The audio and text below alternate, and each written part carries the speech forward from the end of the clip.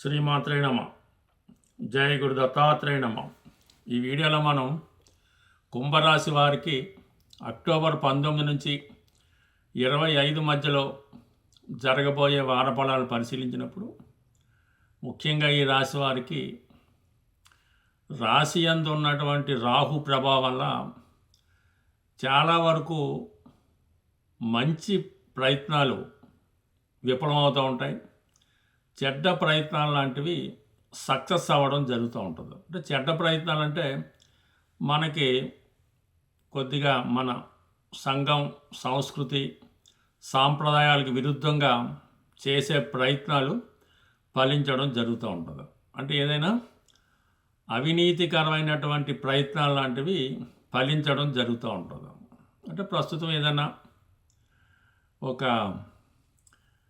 ఒక ఉద్యోగం సంపాదించవలసి ఉంటుంది. దానికి ప్రతిభ కన్నా బ్యాక్ డోర్ ద్వారా ఎంతో కొంత పరిహారం చెల్లించి సంపాదించే ప్రయత్నం అన్నది తొందరగా అవుతూ ఉంటుంది. అలాగే ఏదన్నా ఒక ఇల్లు కొనాలి అన్నప్పుడు మంచి లీగాలిటీ ఉన్నవి కాకుండా కొద్దిగా డాక్యుమెంట్లు సరిగ్గా లేనివి, ఈ కబ్జా ల్యాండ్స్ అటువంటివి కొనడానికి ఎక్కువ ఆసక్తి చూపుతూ ఉంటాడు. అయితే దాని తర్వాత వచ్చే పరిణామాలు చాలా విపరీతంగా ఉంటాయి. అంటే మొత్తం అంతా పోగొట్టుకోవడం జరుగుతూ ఉంటుంది. ఏదో ఫైన్ మార్నింగ్ ఆ భవనాన్ని కూల్చడం, మనం లంచం ఇచ్చి సంపాదించుకున్న ఉద్యోగం పోగొట్టుకోవడం, చివరికి అపకీర్తి కూడా లభిస్తూ ఉంటుంది. సో అందువలన ఎట్టి పరిస్థితుల్లో కూడా అవినీతికరమైనటువంటి ప్రయత్నాలు చేయడం కానీ, ఇటువంటి చవకగా చీప్గా వస్తున్నాయని ఇటువంటి భూములు ల్యాండ్స్ కొనడం అన్నది చాలా వరకు తగ్గించుకుంటేనే మంచిది. అయితే గురువు కూడా మీకు అష్టమ స్థానంలోకి రావడం జరిగింది. అంటే గతంలో మనం ఏమైనా పొరపాట్లు చేసి ఉంటే దాని యొక్క పరిహారం అన్నది ఇప్పుడు చెల్లించవలసి ఉంటుంది. సో అందువల్ల ఏంటంటే ఈ సమయంలో కొంతవరకు ఏవైనా మీరు ఈ ల్యాండ్స్ విషయంలో కానీ, ఈ ఉద్యోగ సంబంధించిన విషయాల్లో కానీ, ఏదైనా కొంతమంది ఉద్యోగం చేస్తూ చిన్న చిన్న పొరపాట్లు చేస్తూ ఉంటే వాటిని ఈ సమయంలో మీరు సరిదిద్దుకోవడం మంచిది. లేని పక్షంలో చిన్న విషయానికి ఎక్కువ పనిష్మెంట్ రావడం జరుగుతూ ఉంటుంది.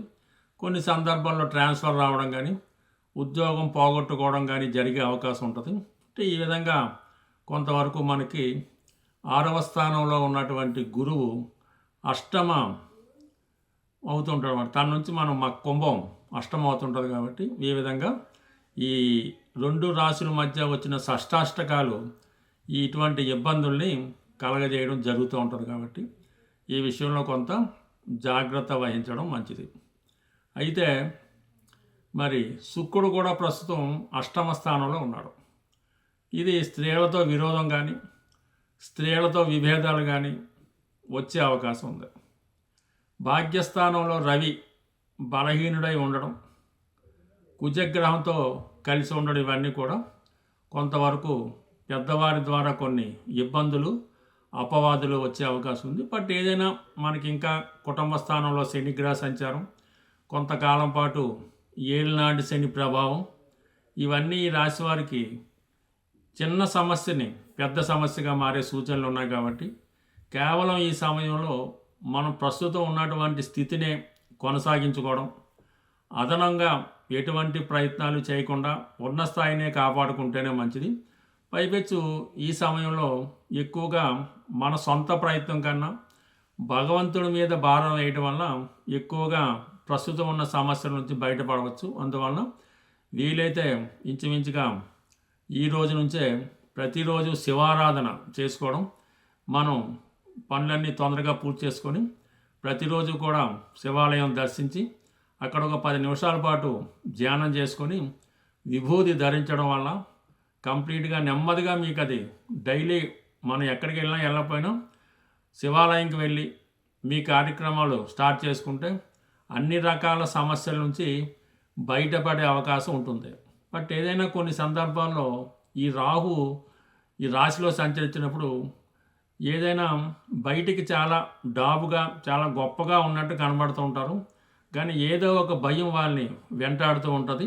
ఏదైనా రాహు ఇచ్చిన ఫలితం కంపల్సరిగా పనిష్మెంట్తో ముగియడం జరుగుతూ ఉంటుంది. ఏదైనా ఈ రాశివారు కొంతవరకు జాగ్రత్త వహించడం మంచిది. స్వస్తి.